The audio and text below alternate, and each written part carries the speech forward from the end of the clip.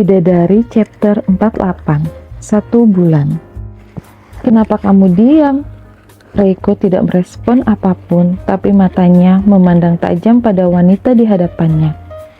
Apa belum jelas sih? Kemarin aku sudah katakan padamu, kalau Aurora Corporation tidak ingin bekerja sama dengan Bia. Dia hanya ingin bekerja sama denganku. Jadi sekarang kamu mau masing-masing? Bi, kenapa sulit sekali sih bicara denganmu? Aku sulit. Brigita mendelik, tidak suka. Siapa yang sulit? Siapa yang teriak sulit? Kamu yang duluan. Harusnya kita udah menikah kalau kamu mau punya anak lebih dulu denganku. Tapi kamu menundanya. Dan seharusnya tidak ada wanita itu di sini. Tapi karena kamu yang sulit, jadinya semua itu terjadi. Bahkan perusahaan kita dianggap sebagai perusahaan tidak kompeten karena kita tak punya hubungan apapun. Jadi siapa yang mulai, Reiko? Siapa? Aku yang sulit menurutmu? Satu kalimat terucap dari bibir Reiko. Entah sudah berapa banyak kalimat yang terurai dari kemarahan Brigita. Ini semuanya salahmu. Ini semua karena kamu. Masalah terbesarnya itu kamu. Bi, benar, kalau aku sedikit saja mengubah cara berpikirku dengan membuat dirinya terpaksa diterima di keluargaku, mungkin wanita itu tidak harus ada di sini.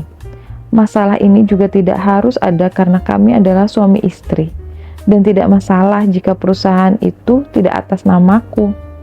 Aku pun juga tidak akan kesulitan keuangan, karena pasti kalau kami punya anak, kakek pun tidak akan masalah memodali istriku. Sayangnya, Brigita sangat pintar sekali membolak-balik keadaan dan pikiran seseorang yang begitu mencintainya itu. Reiko merasa sangat bersalah. Dari dalam hatinya, dia merasa memang yang dikatakan oleh wanita yang mengomel itu tidak ada satupun cacatnya.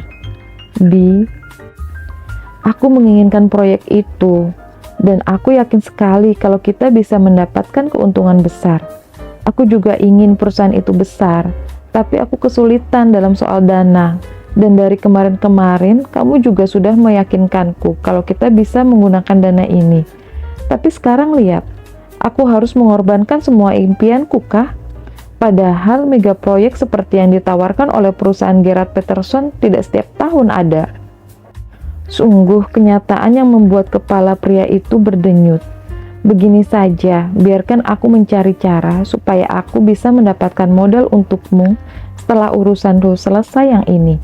Setelah agreement itu, kamu ingin menjanjikan sesuatu yang fata morgana lagi untukku.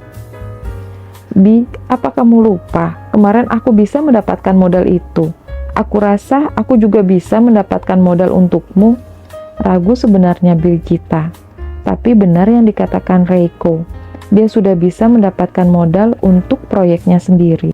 Benar juga yang dikatakan oleh Sandra, pria sepertinya memang harus dipaksa. Kalau tidak, aku tidak akan pernah mendapatkan modal itu.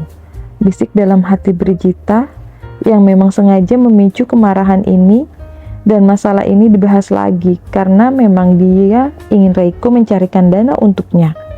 Proyek yang diinginkannya akan secara resmi dibuka 3 bulan lagi. Dia harus melakukan preparation untuk ini. Tentu saja, Brigita tidak mau sampai kalah dalam tender yang memang sudah diincarnya. Persetanlah dengan hubunganku nanti dengannya. Yang penting sekarang, aku harus buat dulu rencana ini berhasil.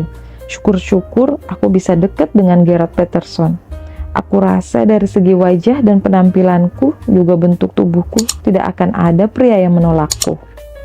Mimik wajah, kata-kata, maupun sikap seseorang memang bisa dimanipulasi.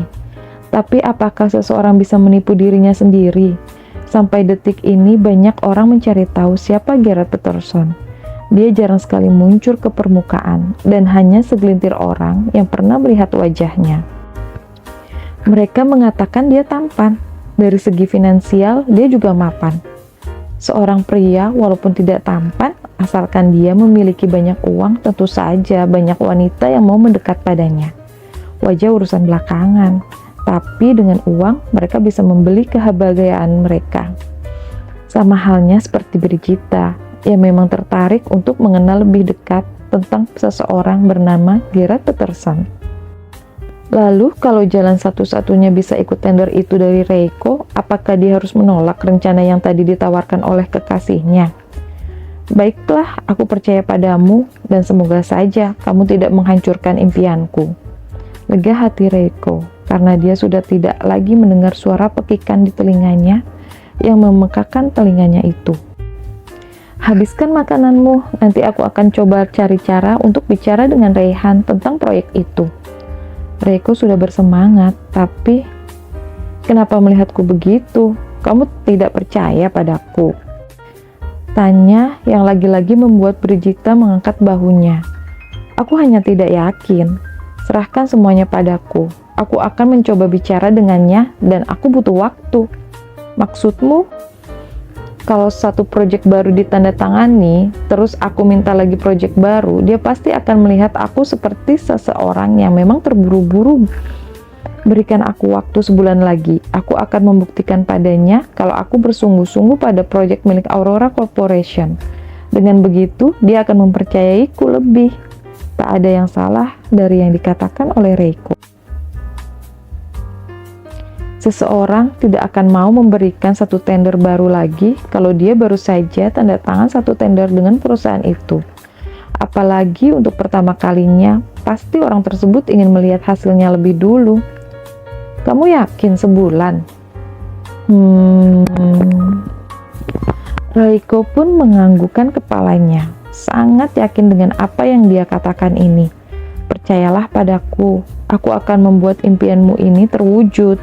Sebuah harapan yang membuat wanita itu akhirnya mengangguk lagi, tidak membuat percikan kemarahan lagi, dan rela untuk menunggu dalam kurun waktu yang dijanjikan Reiko. Kalau begitu, ayo siap-siap dulu, kamu harus berangkat kerja bukan? Iya, kamu juga harus ke kantor Aurora Corporation lagi kan? Sudah cukup basa-basi di tempat tidur itu. Setelah mereka mencapai kesepakatan, mereka pun segera bersiap dan menuju kamar mandi. Seperti kemarin, mereka tidak menghabiskan banyak waktu di kamar mandi dan kembali menuruni tangga dengan sesuatu yang terlihat mewah. Lagi-lagi wanita kampung itu tidak terlihat, tapi baguslah kalau setiap hari seperti ini. Akan lebih baik kalau aku hanya bertemu dengannya di pagi hari, hanya untuk mengambil makanan dan mengecek semuanya. Tapi dia tetap dalam pengawasanku selama dia tinggal di sini. Dan itulah yang ada dalam hati Reiko ketika tadi matanya melirik ke arah dapur, tempat di mana tadi pagi dia bicara dengan sesosok wanita yang terlalu dingin menurutnya. Cantik tidak, wanita cacat, tapi egonya setinggi langit. Aku tidak mengerti mau hidup seperti apa dia. Setiap orang bebas kan memikirkan apa saja tentang sesuatu di benaknya. Sama seperti Reiko yang menilai itu di dalam hatinya. Dia tidak sama sekali tertarik untuk bicara soal ini pada wanita di sampingnya. Karena membahas seseorang yang tidak diharapkan di rumahnya itu hanya akan membuat mereka cekcok lagi. Sayang, kamu janji ya kalau sebulan lagi kamu akan mewujudkan semuanya.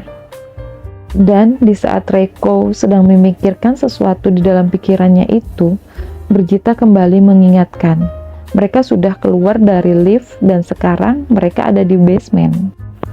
Aku janji setelah semua urusanku beres dengan Aurora Corporation dan aku bisa meyakinkan suami dari sepupuku itu, aku pasti kabarin kamu. Dan aku pasti dapatkan uang itu dari manapun caranya. Sebuah janji yang terurai begitu saja dari bibir Reiko. Tapi apa benar dia bisa mewujudkannya?